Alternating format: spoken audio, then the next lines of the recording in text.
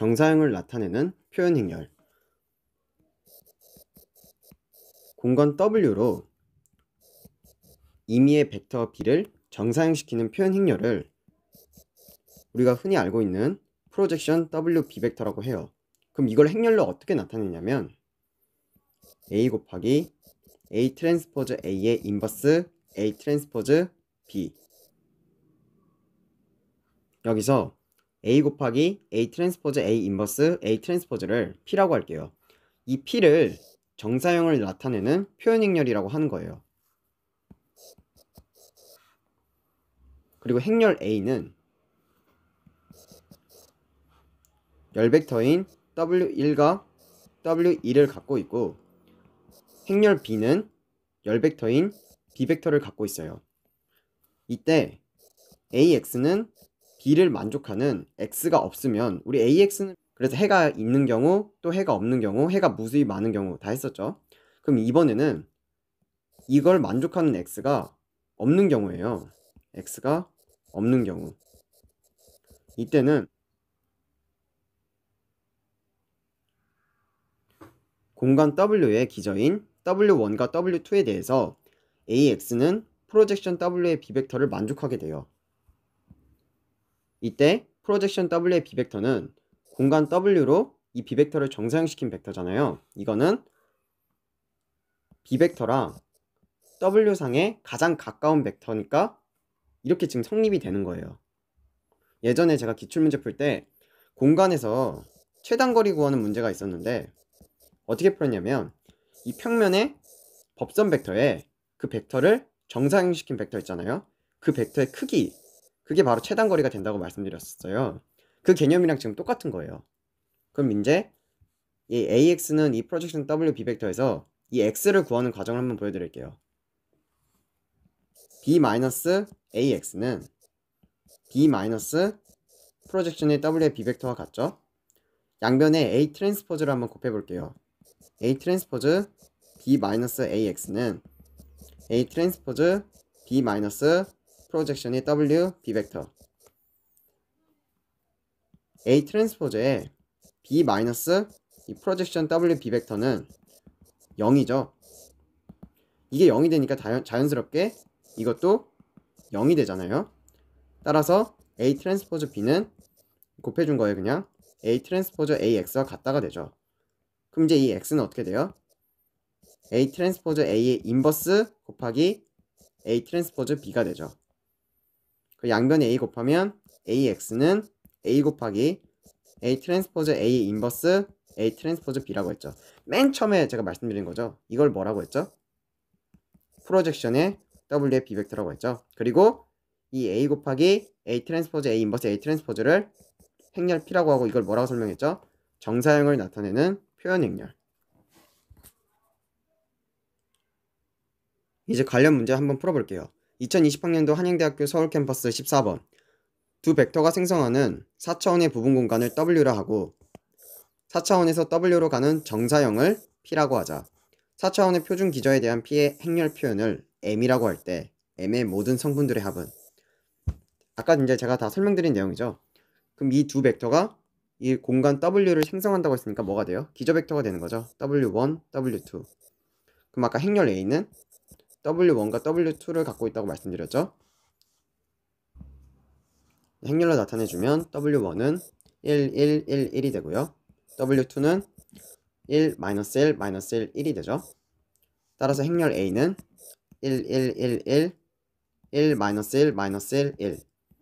그 다음 정사형을 나타내는 행렬 표현을 M이라고 했으니까 아까 P랑 똑같은 거죠.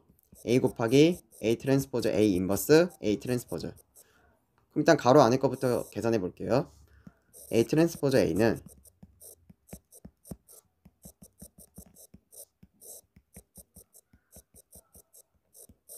이행 사열이고 4행 2열이니까 2행 2열인 행렬이 되겠죠? 이렇게 곱하면 되죠. 4가 되고 0이 되고요. 0이 되고 4가 되죠. 4i네요. 단위 행렬. 따라서 M은 A 곱하기 A 트랜스포즈 A 인버스 A 트랜스포즈라고 했잖아요. A 트랜스포즈 A가 4i니까 인버스 하면 4분의 1 i가 되죠. 4분의 1 바깥으로 나오고 i a 트랜스포즈. i는 그냥 생략할 수 있죠. 4분의 1 곱하기 a 트랜스포즈 계산해주면 되겠네요. 따라서 4분의 1 곱하기 1, 1, 1, 1, 1, 마이너스 1, 마이너스 1, 1, 1, 1, 1, 1, 1, 마이너스 1, 마이너스 1, 1. 4행 2열, 2행 4열이니까 4바이 4가 되죠.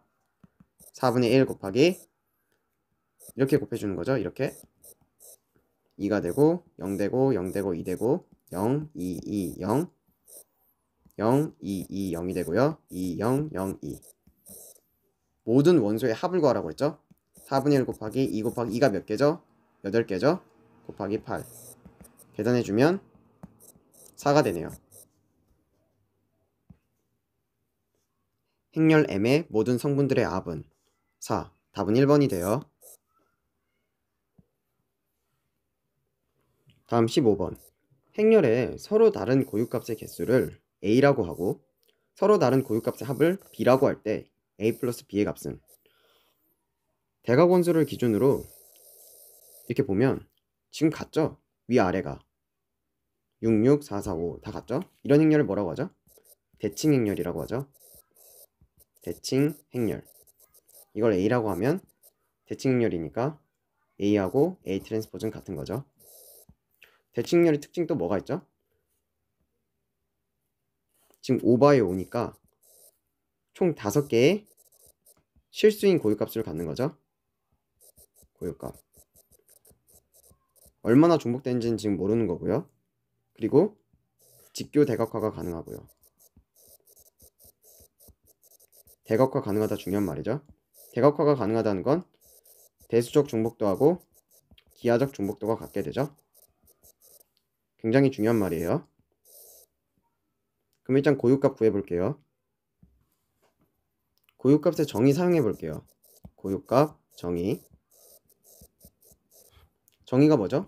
AV는 V는 그냥 임의의 벡터고요. 람다 V를 만족하는 상수. 이게 고유값의 정의죠. 이때 이 벡터 V를 A, B, C, D, E라고 할게요. 그러면 AV는 A 플러스 2B 플러스 3C 플러스 4D 플러스 5E가 되고 2A 플러스 4B 6C 8D 12. 규칙 보이시죠? 이제 3 곱한 게 나오고 4 곱한 거 그다음에 마지막에 5 곱한 게 나오겠죠? 그래서 이거를 T라고 치환하면 이 1행을 그러면 T, 2T, 3T, 4T, 5T 이게 AV가 되죠. 이게 람다 지금 V가 돼야 되잖아요. 근데 람다는 상수니까 V는 A, B, C, D, E라고 했죠. 람다 A, 람다 B, 람다 C, 람다 D, 람다 E. 딱 이거 보면 감이 오실 텐데 여기다 쓸게요. 여기다 람다 A, 람다 B, 람다 E 이렇게 되잖아요. 근데 지금 V는 0벡터가 아니에요. 그리고 람다는 상수예요. 근데 이게 다 같아야 되잖아요. 지금 그럼 이 람다 A, A 있고 나머지는 그냥 그대로 있고 람다 B, 4B 이렇게 있고 나머지는 또 그대로 있잖아요. 그리고 V 벡터가 0벡터가 아니고 그럼 이때 뭐가 되면 이게 성립이 되죠? 람다가 0이어야겠죠. 이건 그냥 이거 넘겨서 계산하면 바로 아실 수 있어요. 그럼 이제 고유값으로 0을 갖는다는 거 알았으니까 대수적 중복도 한번 구해볼게요. A-0i는 1, 2, 3, 4, 5, 2, 4, 6, 8, 10, 3, 6, 9, 12, 15, 4, 8, 12, 16, 20, 50, 15, 20, 25. 기본행 연산해야죠. 기본행 연산하면 마이너스 2 곱한 다음에 여기 더하면 다 0 되죠. 마이너스 3 곱한 다음에 더하면 다 0 되죠. 0 되고 0 되고 1행만 남고 다 0 되는 거죠. 쭉 다 0 돼요. 그럼 따라서 랭크 A-0i는 뭐가 돼요? 1이 되는 거죠. 여기 다 0이니까. 그러면 널리티 값은 차원 정리에 의해서 n은 5니까 널리티는 4가 되죠. 이 말은 뭐예요? 기하적 중복도가 4인데 대각화가 가능하니까 대수적 중복도도 4가 된다는 뜻이죠. 대수적 중복도가 4. 지금 고유값 0의 대수적 중복도가 4라는 건 뭐예요? 고유값 0이 4개가 있다는 뜻이죠. 0이 4개가 있다. 근데 고유값이 총 몇 개라고 했죠? 아까 대칭 행렬이니까 5개라고 했죠. 5개 중에 4개를 지금 안 거예요. 그러니까 행렬 A의 고유값은 람다 하나 있고 그 다음에 나머지는 다 0인 거죠. 이렇게. 그럼 이 람다는 어떻게 구하면 돼요? 트레이스 이용하면 되겠죠. 5개 중에 4개를 아니까. 그러니까 고유값의 합은 람다가 되고 이건 트레이스 A랑 같죠? A 구하면 1, 4, 9, 16, 25죠. 10, 14, 30, 55. 그럼 나머지 고유값 람다는 55. 서로 다른 고유값의 개수는 0하고 55. A는 2가 되고 서로 다른 고유값의 합은 B는 트레이스 A랑 같으니까 55. 따라서 A 플러스 B의 값은 57. 답은 5번이 돼요.